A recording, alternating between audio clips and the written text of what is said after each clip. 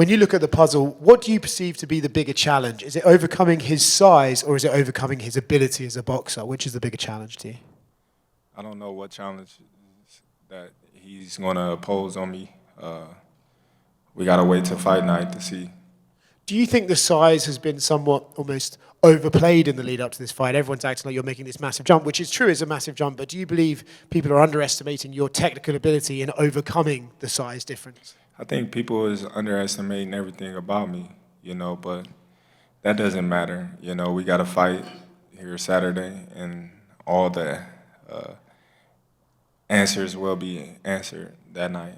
Is there almost some pleasure you can take in the fact that people are kind of counting you out, because then when you do prove them wrong on Saturday, you get an extra bonus of being able to tell them I told you so? Oh, it's going to be all right. It's going to be good. I can't wait. And last one from me, from the UFC world, Ilia Topuria says that if you guys ever boxed, he would knock you out basically on the first punch. That dude drunk, Hey, a lot of MMA guys, they drink a lot, so he must have been on that alcohol that day. Terence, for the fight itself, if you were to force Canelo on the back foot, how do you think he'll deal with a guy of your caliber just constantly pressuring him? We shall see. He's a professional. He got a lot of experience, and I don't put it past him. It's gonna be a great fight. I can't wait. And I spoke with Bomac last night about this, but I wanted to ask you: do you feel like this whole scenery of Netflix, Legion, all that beautiful stuff, is you finally getting the recognition you deserve and the spotlight you deserve? Obviously, the boxing world knows who you are, but we're talking people that may have never watched the sport tuning in to see you for the first time. Well, everything happened for a reason. It ain't on my time, it's on God's time, and, the time is now, and I'm here, so I'm not going to reminisce on the past. I'm living in the present. We here now, and we about to break, records and do big numbers. And with you potentially winning this Saturday, not only you achieve greatness of getting those belts at Supermoto, but you also edge yourself into talks forever in history of the sport. So do you think about that, or is it just straight business till Saturday and then you talk about stuff like that? Well, I definitely think about it, but, I'm keeping myself focused on the job at hand because I don't want to, eat before my food is ready. Hey, Terrence. This is the first time with Dana White crossing over to boxing.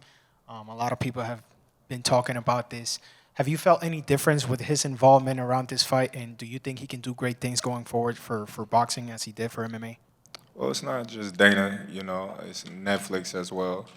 This is a massive fight. It's talked about, all over the world right now. You can't go to any site and not see Terence Crawford and Canelo being mentioned and talked about. So, Dana, Turkey Al Sheik, Riyadh season, Netflix is doing a wonderful job promoting the fight.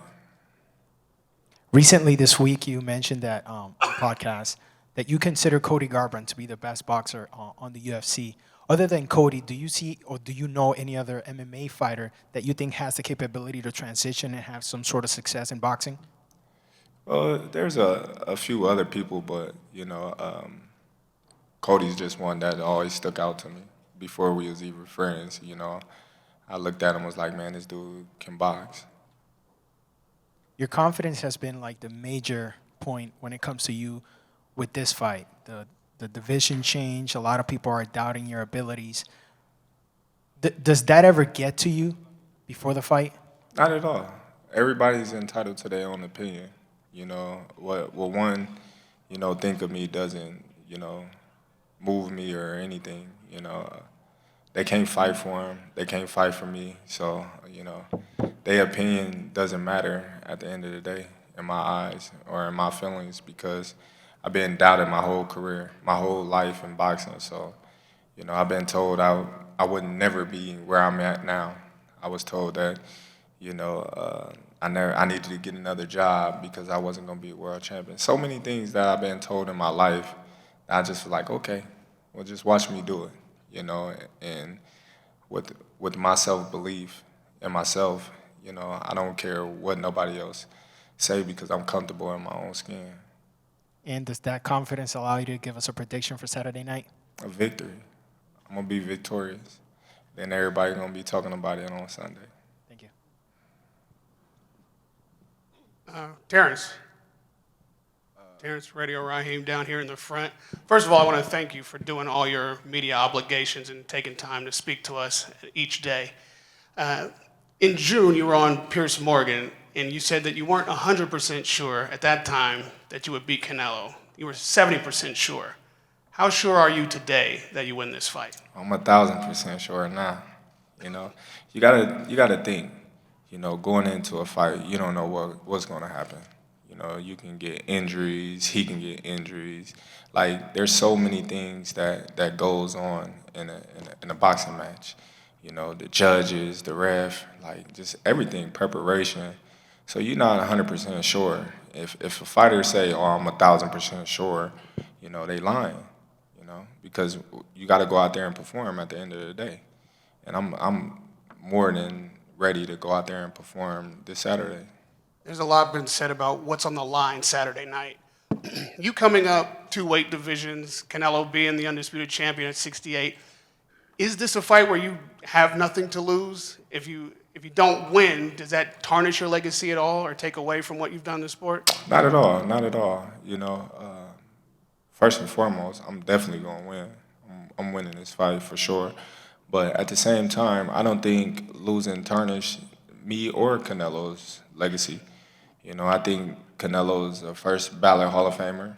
You know, and I think that I'm a first ballot Hall of Famer. So, you know, whether win, lose, or draw, both of us going in the Hall of Fame, and I think that's the ultimate goal at the end of the day, you know, to be named with all the great fighters that came before us, to be inducted into the Hall of Fame for all that we've done in the sport of boxing.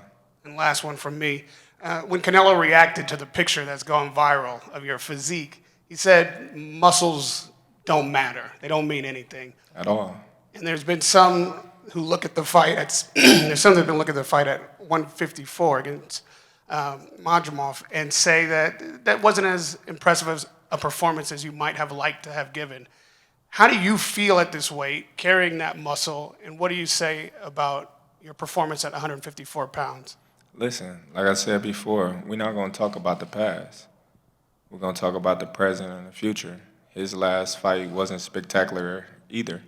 So, you know, one that's talking about my last performance, you know, let's talk about his last performance.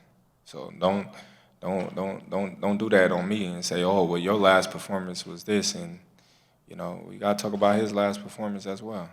Thank you. Hey, Terence, how are you? This is Chava Rodriguez from ESPN Knockout. You know, to be involved in this kind of events has a lot of rumors, and you already know that everybody or many people saying that, I don't know if the left one, the right one, or both, but somebody says that you have some kind of problem in any one of your shoulders. Can you just clarify what is your position about those rumors? Yeah, my shoulder messed up, everyone. You know, so don't tell Canelo. You know, it may be the right, maybe the left, but it's both of them. I'm having problems with my shoulders. Shh, keep that under wraps. And finally, everybody say that Canelo is going to be the favorite in the stadium with a lot of people supporting him. But what about Omaha? Do you feel many people from Omaha is coming to support you this weekend right here in the Allianz Stadium? For sure. I'm most certain that a lot of people from Omaha will be in attendance in the crowd. Of course, it's going to be a pro-Canelo crowd. It's Mexican Independence Day. You know, he's done great things and great numbers in Las Vegas. This is like a second home to him. So I'm looking forward to being the underdog. I'm already prepared for that. That's nothing that we not prepared for. Anything that, you know, involves this fight, we already, you know, what's up. It's cool. Thank you. Hey, Terence, going back to Netflix for a second over here, how important is it that this magnitude of a fight is on that kind of platform to bring regular fans in, to bring maybe people who aren't huge boxing fans into the sport, being on this kind of platform? I mean, how important is that? It's very important because if you look at, you know, boxing back in the days, boxing was like the #1 sport, you know, in U.S. before, you know, NBA and NFL took over. But the reason why it was because it was on regular TV and more people can take notice of it.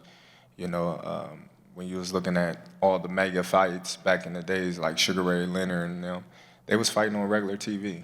So it's great to be able to be on Netflix, and it's great to have those people that don't have cable to be able to witness a fight like this.